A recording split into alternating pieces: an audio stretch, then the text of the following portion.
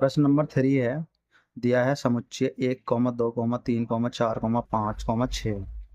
संबंध कहता है आर ए कोमा बी, यह कहता है बी बराबर है a+1 के। तो हम हमारे पास समुच्चय छोटा है, हम इसका क्या करेंगे, रोस्टर रूप बना लेंगे। तो लिखेंगे आर बराबर, हम इसमें क्या काम करेंगे, अगर हम ए का मान 1 लगाएंगे तो बी का मान हमारे पास कितना आ जाएगा,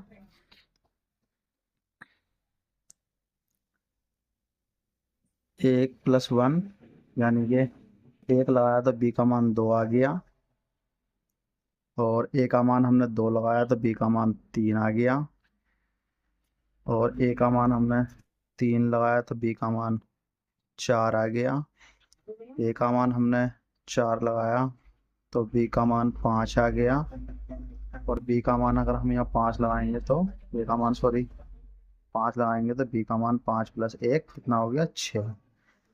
तो ये इसका रोस्टर रूप बन गया। हमने ए का मान 1 लगाया तो 1+1 बी का मान 2 हो गया, ए का मान हमने 2 लगाया तो 2+1 3 हो गया बी का मान, हमने 3 लगाया ए का मान तो बी का मान 4 आ गया, ऐसी 5 6। ये रोस्टर रूप बन गया। अब हमें इसे चेक करना है कि स्वतुल्य, सममित या संक्रामक है या नहीं है। तो उसके लिए हम सबसे पहले क्या काम करेंगे, हमने रोस्टर रूप बना लिया है, हम लिखेंगे सबसे पहले स्वतुल्य के लिए। तो हम लिखेंगे स्वतुल्य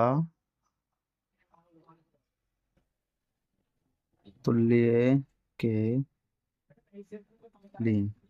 तो स्वतुल्य के लिए क्या होगा हमारे पास, हम स्वतुल्य में क्या होता है, स्वयं से तुलना की जाती है।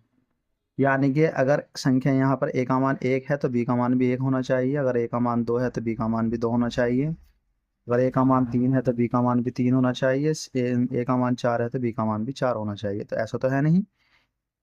तो हम कोई सा भी एक एग्जांपल ले लेंगे, लिख लेंगे 1, 1 नहीं है आर का, एक आधा और ले लो, 2, 2 अवयव नहीं है आर का। ऐसी कोई संख्या नहीं, ऐसा कोई जोड़ा नहीं है जिसमें ए और बी के मान एक जैसे हों। तो लिखेंगे इसलिए आर स्वतुल्य नहीं है। अब हमने देखो एक चीज और ध्यान रखो, हमने ए का मान 5 ही लगाया, 6 क्यों नहीं लगाया, क्योंकि बी का मान भी इसमें से ही आना है और ए का मान भी इसमें से ही आना है। तो बी का मान 6 आ गया, अब 6 से ज्यादा तो नहीं आ सकता बी का मान, तो इसलिए हमने ए का मान 5 ही लगाया, 6 नहीं लगाया। अब लिखेंगे हम सममित के लिए, सममित के लिए, सममित के लिए क्या होगा, अगर एक संबंध रखता है 2 से, यानी कि 1, 2 अवयव है, अवयव है किसका, आर का, तो 2, 1 को अवयव होना चाहिए आर का, ऐसा कहीं है नहीं है। यानी कि 2, 1 अवयव नहीं है आर का। या कोई एक एग्जांपल और ले सकते हैं, हम कोई सा भी ले लो। अब नेक्स्ट ले लो 2, 3, जो होगा हम उसी को पकड़ेंगे, जो नहीं होगा उसको नहीं पकड़ेंगे। 2, 3 अवयव है आर का, लेकिन 3, 2 अवयव नहीं हो आर का। लिखेंगे लेकिन करके, लेकिन, लेकिन इसलिए आर सममित, सममित संबंध नहीं है। अब इसी तरीके से हम किसके लिए करेंगे, संक्रामक के लिए। संक्रामक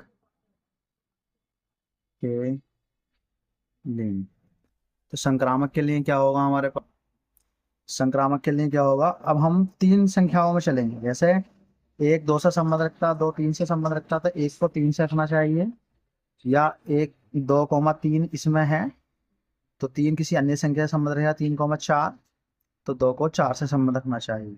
यानी कि मैं तुम्हें बताऊं, जैसे 1, 2 अवयव है किसका, आर का, आर में है, आर में है संबंध, आर में 2 किसी अन्य संख्या से संबंध रखा, ये ए का मान हो गया या बी का मान हो, यानी कि 2 किससे रख रहा है, 3 से। संबंध है आर, वो 1 2 3 अवयव है आर का, क्योंकि इसके अंदर है। अब एक संख्या 1 को किससे रखना चाहिए, 2 से, संबंध 2 से संबंध रखना चाहिए।